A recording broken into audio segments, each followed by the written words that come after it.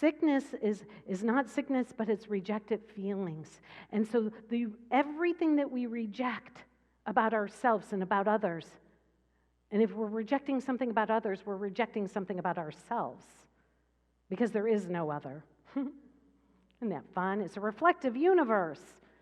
There's nothing happening out there. Nothing. It's all within.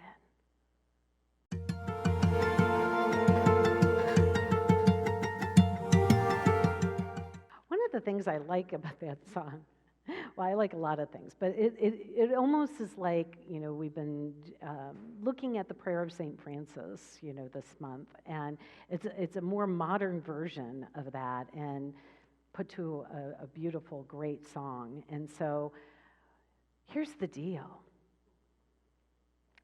We've been speaking that prayer and singing songs like this for a long time. And it feels so good in the moment, doesn't it? And you have this resolve where you're like, I'm going to be light in darkness. I'm going to be love where there's the appearance of hate. I'm going to do those things. How many feel that way in this moment? You have that high resolve, and I love the quote by Howard Thurman that talks about the moment of my high resolve. Let me remember that moment where I have that resolve, where I'm like ready, I'm suiting up, I'm showing up, I'm the embodiment of love, and I'm going to go be that. And then something minute, like really minute, happens in the scope of the world. And there you are. Oops, sorry, I didn't mean to clap like that. And there you are. And suddenly the lights are out and you're in that darkness. Anybody have that experience other than me? Right? And so what Howard Thurman says is, the prayer, the poem, is keep fresh before me those moments of my high resolve where the dust and the grit and the grime of the journey seems to get me down. Let me remember this day, this moment, this declaration, this prayer that I have prayed.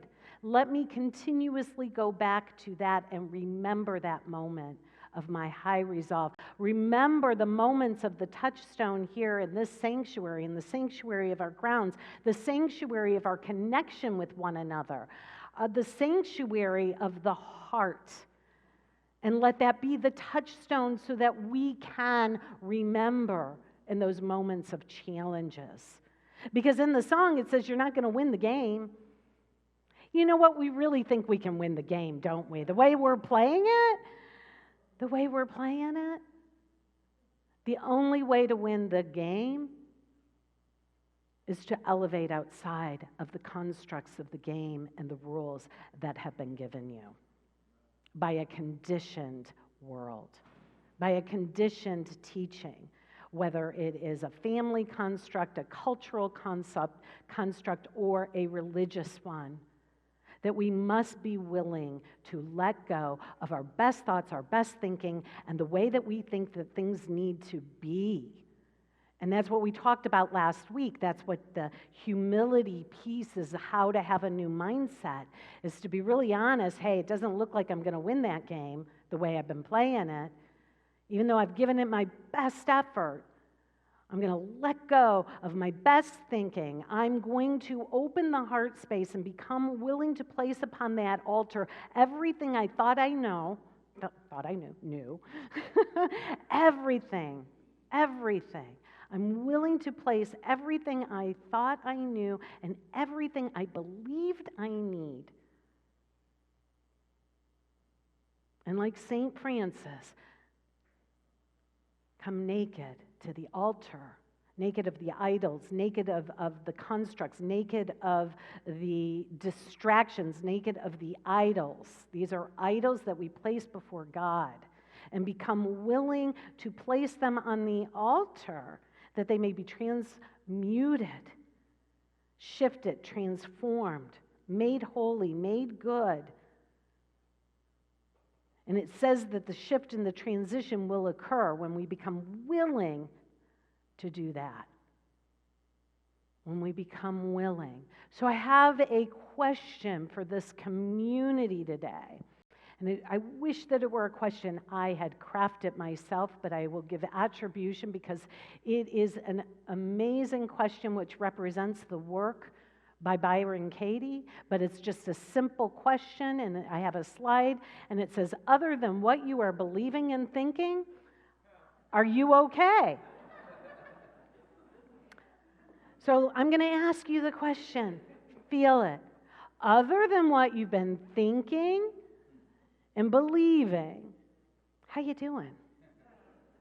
You okay? You doing okay? Come on. The new mindset, we're approaching it with honesty and the humility and openness and a willingness to be made new. That nothing occurs in our transformation and in our awakening unless we are willing to turn within and be really honest with ourselves, really honest. So I keep quoting from one of the quotes from last week, and it is a slide, and it can be put up there. It says, if you become wholly committed to awakening from the dream you have dreamt, since the stars first began to appear in the heavens, pause here. If you become wholly committed, not just a little bit, not just halfway, not I'm going to dip my toe in there. When you become wholly committed to awakening from the dream, so the dream can be likened to the game, the game that we made up, that we came here to play by certain rules, that's the dream. When you become willing to awaken from that dream, and the only desire that you have is to be as God created you to be. So you're willing to give up all the distractions, all the things you thought you knew, all the things you thought you need to have, and you become naked before God and say, I am willing to be only that which you created me to be. It doesn't usurp the divine creator. You see, we're so audacious, we think we know better. Or don't we? We think that not only do we think we know better, we also think that we can change what God created. And here's the deal. You are as God created you to be. Like, that's it, period. Chew on that for the rest of your life in this experience, and that's your awakening. What does that mean? I am as God created me to be. And be willing to have that be your inquiry in this experience, and you will awaken. It is already done, because that's how God created you. See how that works? See how that works? So when you become only willing for that, and then you lay upon the altar with every breath, everything you think you know, everything you think you need. I'm repeating this, but this is important. And look lovingly, not with judgment. Look lovingly upon every place that fear has made a home in your mind, and just allow creation to come. It will come. Inherent in the idea of allowance is that you need do nothing. Oh man, don't you want to fix it? Don't you want to take another class? Don't you want to beat yourself up a little bit more? Because we become addicted to that too, you know. Or don't you want to blame somebody else a little bit more? We don't do that, ever. But when we come to that altar in that way, which we have already done today, correction will come. The reversal of a thought system, the collapse of a structure that created a dream of a game that you will not win has already begun. And the pain that we feel and the fear that we feel as we watch the structures that we've created crumble, it's fearful, isn't it? It's scary when economic structures begin to collapse, when political structures aren't meeting the need of the people. And that we can begin to take our power back and begin to know that it begins here. It's not out there. And so, what we will often say in our teaching is that something must die. Something must die for something new to come forward, right? And even that last sentence of the prayer of St. Francis, which, we've been unpacking, it says, "For it is only in dying that we are born to eternal life." It is only in dying that we are born to eternal life. Man, sounds like it says we got to die. But what I'm telling you is that what dies is the dream. What dies is our identity with the dream. What dies is the distractions. And it dies when we become willing to place those things on the altar so that it may be cleared, so that we can be about the work that we're here to be about. You see, with all the distractions clouding our vision and blocking our heart, we don't know what to do of our own self. But God does. Spirit does. Your divine right mind knows. And every time we pause, that's what we're accessing. So the more that you do that, the more we practice that. Every time somebody says, take a breath, that's what we're doing. Let's take a breath. Course in Miracles says that our only work, the only thing that we need to do is to remove the obstacles to the awareness of the presence of love. So when we place these things upon the altar, that's what we're doing.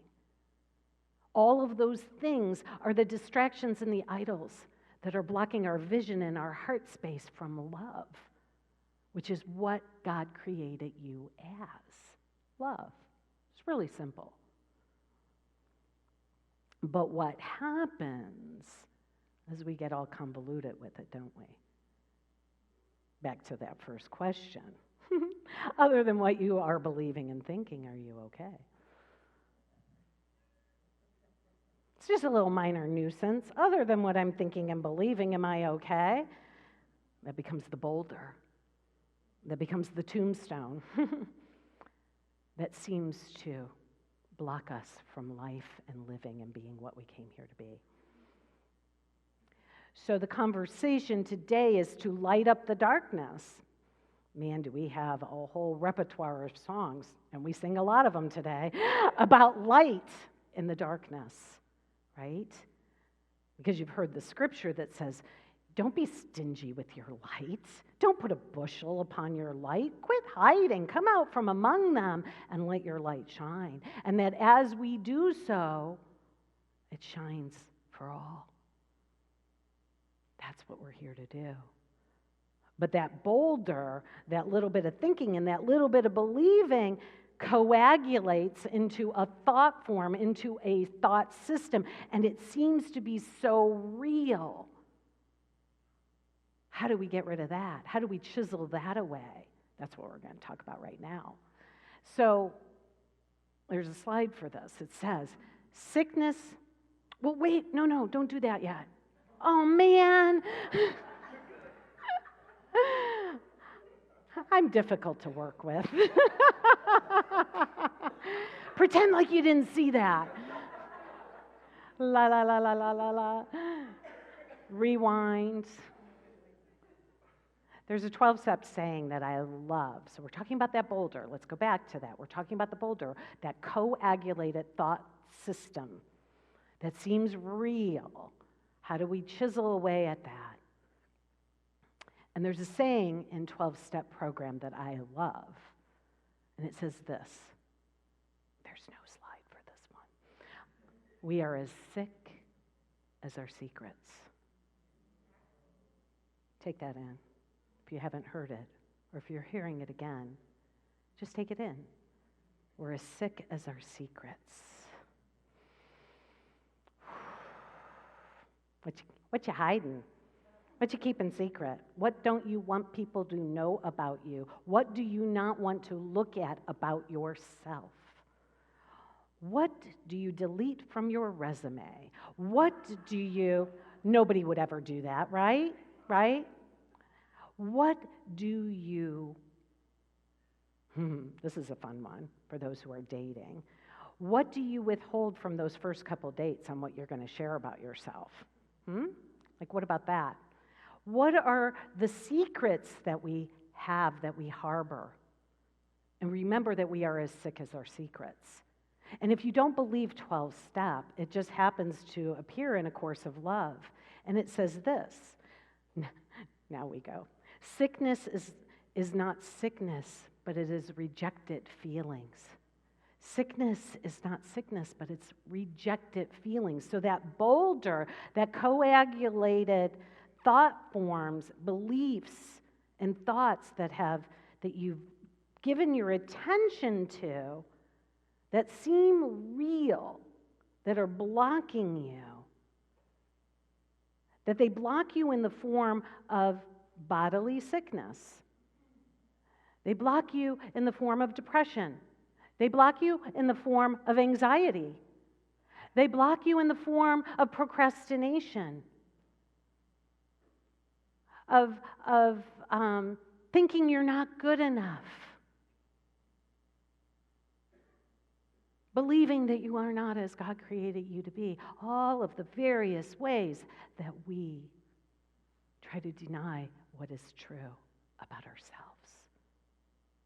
That's what makes us sick.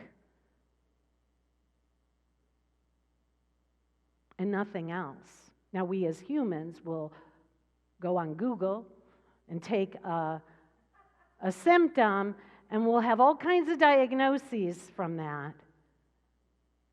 But I remember the work of Ernest Holmes and the work of Charles and Myrtle Fillmore and the work of Louise Hay that reminds us that the cause is nowhere else except within us. Other than how you're thinking and believing, are you okay? What are you thinking? What are you believing? Okay?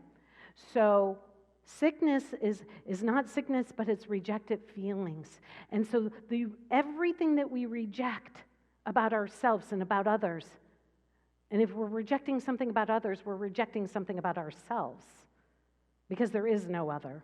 Isn't that fun? It's a reflective universe. There's nothing happening out there. Nothing. It's all within. So, when we return home and we consider, what am I thinking and what am I believing, and the remembrance that it's our rejected feelings, and that once we reject them, once we reject how we feel, that's what creates the coagulated thought forms that then manifest in the physical world. Because thoughts are still things. You can align with truthful thoughts and affirmative thoughts or negative ones, right? The law works both ways. We've been proven it. We prove it every day, don't we? And so your feelings become then the pathway home. Oh, God, make it anything but feelings. Right? Right? Don't you want to avoid those? Don't you want to avoid the feelings that we have? But it is our feelings that become our pathway home. And so the reading said that we are not a pathway or a teaching about avoidance. That's not what we do. We call that spiritual bypass, but that we place all of that upon the altar because we walk not alone. But know this about your feelings, that when we reject feelings, when we do two things with feelings, well, three things.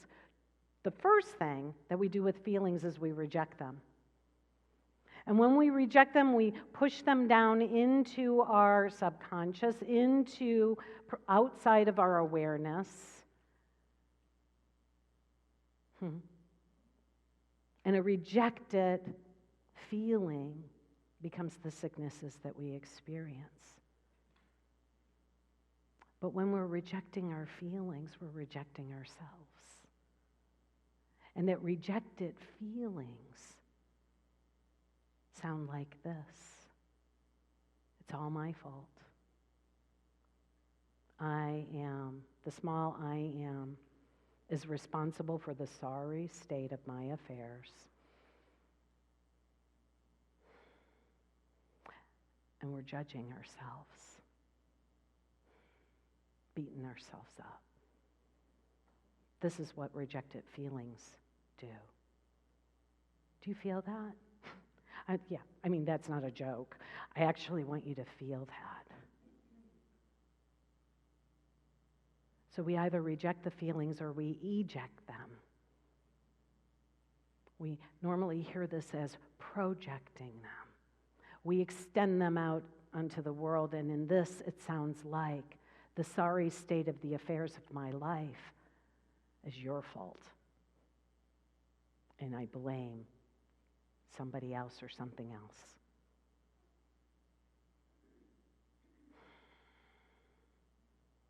I want us to pause here and remember that these judgments that we make about our feelings, these judgments that we make about just what we're feeling, and remembering that those feelings are our pathway home, that really they're symbolic of a mindset. And they're symbolic of the egoic mindset, the mind of fear. They are symbolic when we reject and eject our feelings. It's symbolic of a mindset. Now, this is going to surprise you. Take a breath. It's symbolic of a mindset that is convinced that you know what a thing is. Something happens, what do? You judge it. When you judge it, it means you think you know. It means it's symbolic of a mindset that's very rigid,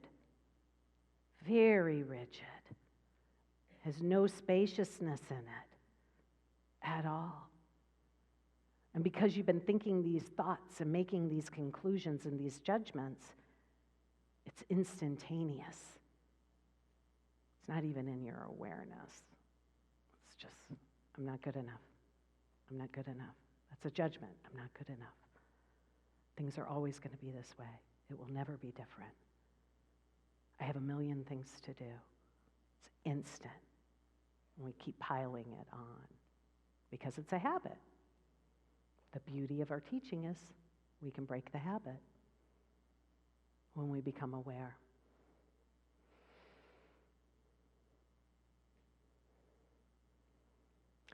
When we're in this, it feels like there's no escape. There's no way out. Anybody ever feel that way? There's no way out. Can't get out of this. Can't get out of this mindset. When I was a little kid, I was the youngest of four, so I have the mindset of the youngest, and if you believe in birth order stuff. And we had a neighborhood of kids that played. I've described it before. Our backyards abutted a park, and that was our playground, nature and the world, and we would all play together. A group of kids, just like probably in your neighborhood, perhaps. I don't know, one day the group of kids decided that they were going to tie me up. They were going to tie me up, like somebody had some rope, and they were going to tie me up. I mean, we're little kids, we're playing. And I don't know why I thought, okay, go ahead. And I don't remember exactly how I got into the mess I got into, but all of a sudden I was tied up, and they screamed. And I just remember, I don't remember exactly what happened, but there was something in my mind that was so resolved that I thought, you will not, nobody will ever do that to me again.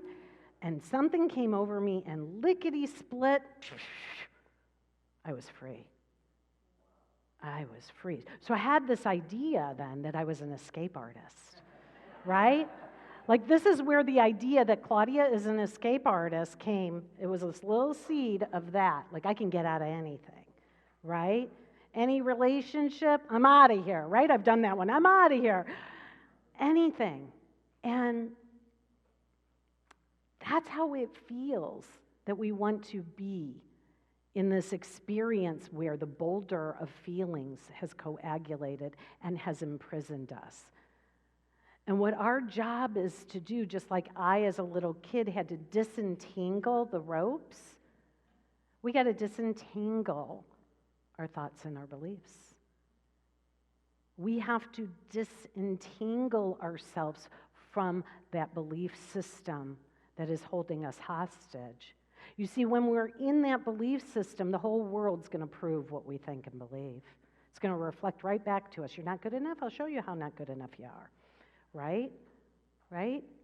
So anyway, we have to become willing to disentangle and to seek proof of only our feelings and to begin to shift our consciousness to discover and to begin to be willing to believe that our feelings are benevolent, that there's benevolence in our feelings, that those feelings that we have, they're the gifts.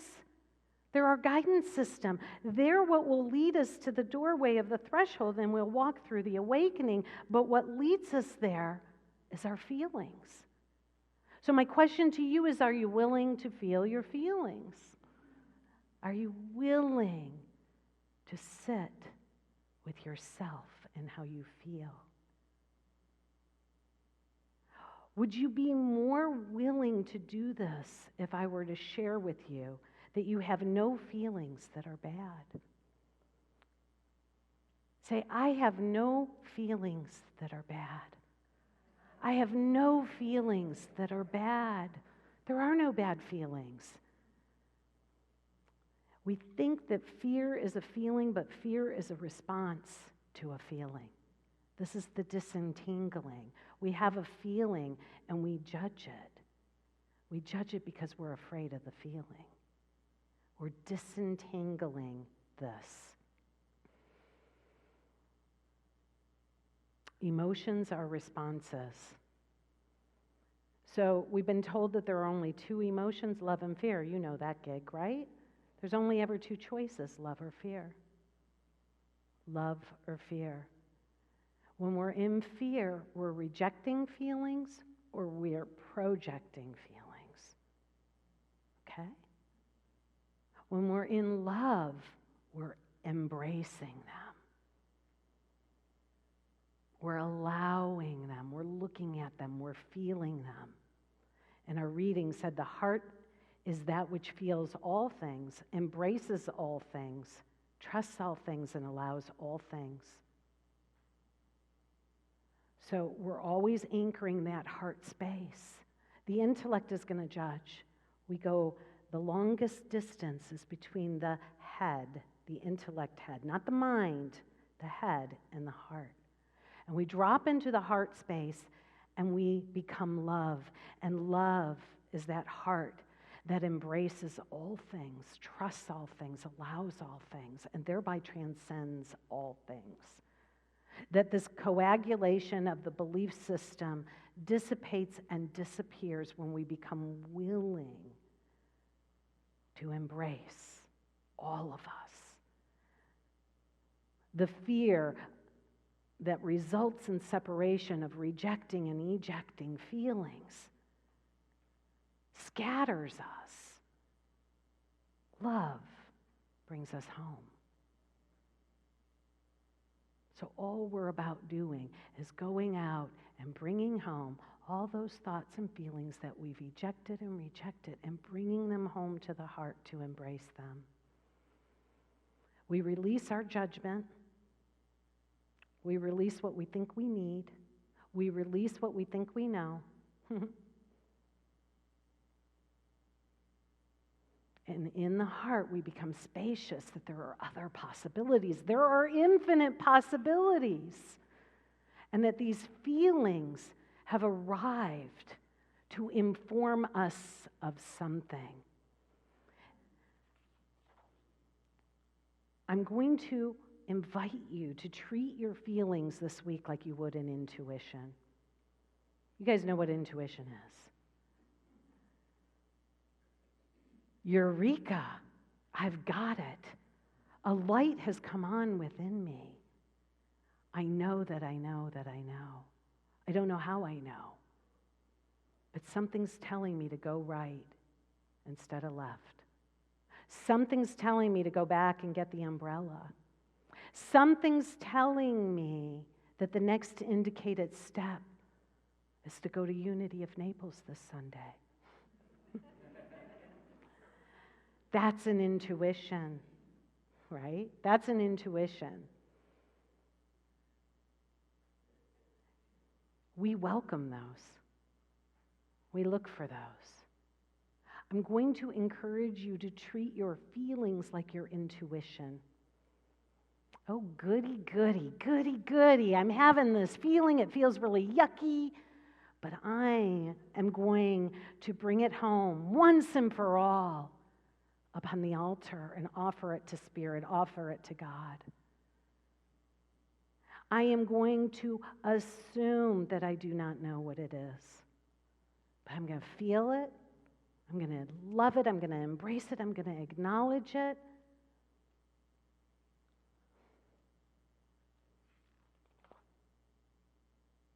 And in this, the last little bit of information today is that I am going to practice remaining in a state of constant coming to know. You're going to sit on the edge of your seat. Ooh, look at this feeling. It's a juicy one. Don't like it. Man, I want to get rid of it. Boy, do I want to blame myself for it. No, I can place it upon the altar of the open hearts. I'm going to remain in a state of constant coming to know. I don't know what it means. I don't know what it's here to show me, but I put it upon the altar because I want to awaken and I'm willing to. And I allow the heart of love to embrace it. Oh my God, what a gift it is. Why did it take so long for me to be with this? Boy, so much collapses of that boulder that's been holding me back just by feeling this one feeling. Whoa. Say, whoa. Whoa.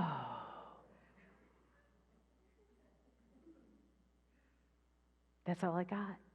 This is our practice today. I got more.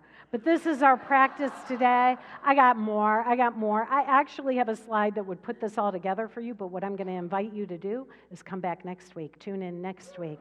Because there's going to be a summary slide that's going to summarize the last 2 weeks of this journey that we're taking to a way of life that works. And we're going to unpack this all summer long. And the book that you're going to want to get happens to be in the bookstore, and this is based on The Way of Mastery. An amazing teaching, and next month we're going to start a Wednesday service with this. But I am telling you that what we are unpacking right now is a practical way of life that works. Will you join us? Yes. Thank you for always saying yes. You're always the first one out of the gate. I love it. Who's going to say yes with Amy? Yes. And so it is. Man, I love you guys.